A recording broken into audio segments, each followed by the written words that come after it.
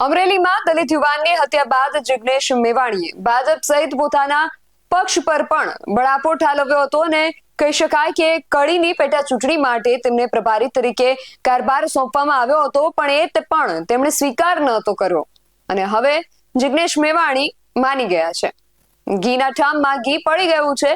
શું છે સમગ્ર વિગત જાણ્યા અહેવાલમાં. જય હિન્દ. BSI TV ન્યૂઝ પર આપની સાથે હું છું નિધિ ગઢવી.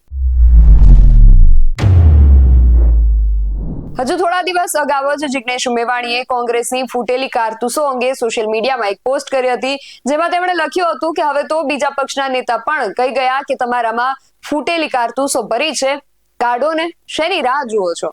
બી ટીમ, ફૂટેલી કારતૂસો, સામેના કેમ્પ જોડે સેટિંગ કરવા વાળા, લગ્નના ગોળા, આ બધાને કાઢવામાં દુખે છે ક્યાં? મારું નહીં તો રાહુલજીનું તો માનો. આ પોસ્ટ 31મી તારીખે તેમણે કરી હતી. પછી ગઈકાલે એટલે કે 1 જૂને શક્તિસિંહ ગોહિલ અમરેલી ગયા, મૃતક યુવકના પરિવારને મળ્યા અને આજે મેવાણી માની ગયા. આજે એટલે કે 2 જૂને મેવાણીએ ફરી સોશિયલ મીડિયામાં પોસ્ટ કરી છે અને તેમાં કડી અને વિસાવદરના ઉમેદવારોને સમર્થન આપ્યું છે. આ બંને બેઠકના કોંગ્રેસ ઉમેદવારોને અભિનંદન પાઠવ્યા છે અને સાથે લખ્યું છે કે હવે આપણો એક જ લક્ષ્ય, જીત. આપણે સૌ સાથે મળીને દ્રઢ ઇરાદા સાથે કામ કરીશું. બધા સાથે મળીને કામ કરવાની તેમની આ વાત પરથી સ્પષ્ટ થાય છે કે મેવાણી હવે માની ગયા છે અને કોંગ્રેસની સાથે મળીને કામ કરવા માટે તૈયાર થઈ ગયા છે.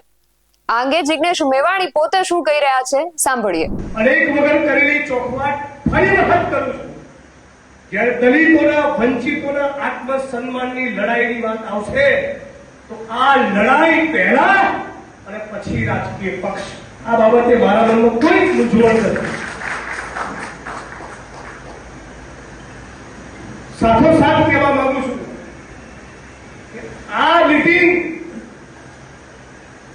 ગુણ્યા 10 કરીને આ મીટિંગ કરતા તમને મારા માટે લાગણી હોય સાચા અર્થમાં, અને આ મીટિંગ પૂરતા કે કહેવા ખાતર નહીં, ખરેખર તમને લાગતું હોય કે તમારા પરિવારનો દીકરો, તમારા પરિવારનો ભાઈ એ સાચી નિષ્ઠાથી ગોળ, પરગણું ને પેટા જ્ઞાતિ જોયા વગર સમગ્ર ગુજરાતના દેશના દલિતો માટે લડે છે, તો આના ઘડી 10 ગણી તાકાત સાથે જે પણ ઉમેદવાર હોય કડીને જીતાડવા માટે આપણે બધાએ સાથે મળીને જવાનું છે.